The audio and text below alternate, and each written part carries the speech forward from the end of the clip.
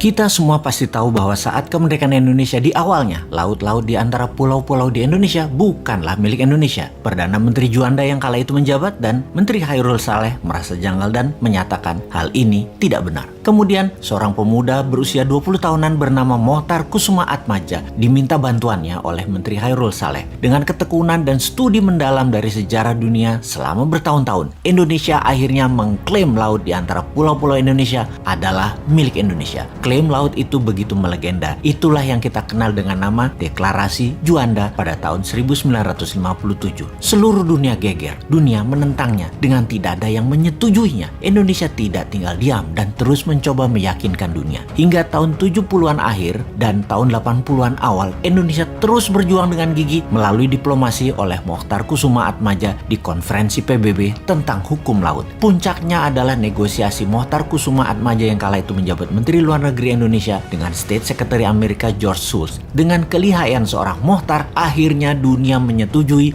bahwa Indonesia adalah negara kepulauan dan laut di antara pulau-pulau adalah laut milik Indonesia. Semua itu tertera dalam putusan Konvensi Hukum Laut UNCLOS atau United Nations Convention on the Law of the Sea. Waktu berjalan hingga lebih 30 tahun saat ini, di mana baru-baru ini seorang pakar hukum laut Profesor Myron Norquist menyatakan dulu ada seorang Indonesia yang bernama Mohtar. Ketika dia bicara, semua orang bergetar. Salut dan respek kita untuk pahlawan maritim Indonesia, Bapak Mohtar Kusuma Atmadja. Kemudian kita harus bagaimana? Ketika nanti Newmind mendapat mandat, perjuangan Pak Mohtar Kusuma Atmadja akan kita lanjutkan dengan lobi tingkat dunia. Deklarasi Juanda dilanjutkan dengan Deklarasi Daulat Maritim, di mana seluruh kapal baik komersial, kapal pribadi maupun militer yang melewati laut di tengah pulau-pulau Indonesia, terutama kapal niaga, harus bayar asuransi. Asuransi senilai 0,5% dari nilai barang yang diangkut. Ketika telah membayar pajak, ada bendera dinaikkan di ujung tiang kapal tersebut, semacam materai yang artinya sudah taat bayar cukai asuransi Indonesia. Dunia akan marah, ya iyalah, tapi kita harus bisa bagi-bagi permen. Kita harus pandai berbagi. Singapura dan Malaysia misalnya dapat 5-10%. Amerika dan Tiongkok dapat 10-20%. Indonesia ya tetap dapat 60-70%. Inilah misi Indonesia baru yang akan membuat Indonesia berdaulat.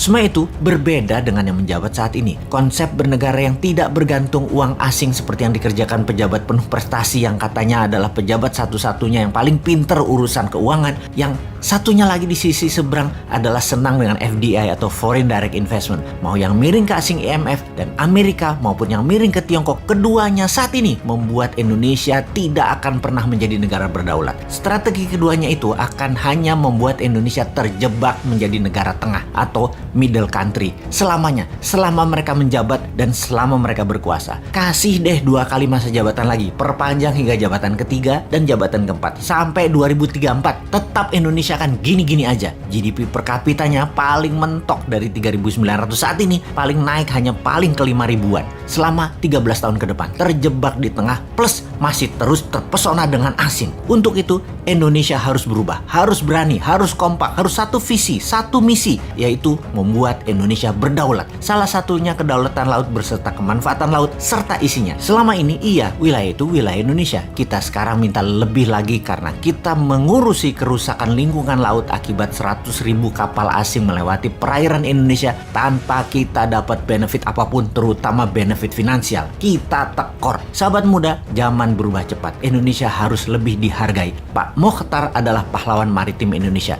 dan kita akan lanjutkan perjuangan beliau. Ambil kedaulatan laut dengan membuat semua yang melewati bayar cukai asuransi. Diharapkan dengan nilai barang 2.000 billion atau 2 triliun dolar, 0,5%-nya kurang lebih Indonesia mendapat 200 triliunan rupiah per tahunnya. Lumayanlah buat nyicilin hutang pejabat lama yang bisanya ngutang dengan etalase membangun pakai dana asing plus dilengkapi pasukan media buzzer sebagai alat pembenaran agar terlihat sukses. Intinya semua yang dikerjakan sekarang yang penting jadi sohor dan populer. Hutang kan yang bayar Newmind nantinya.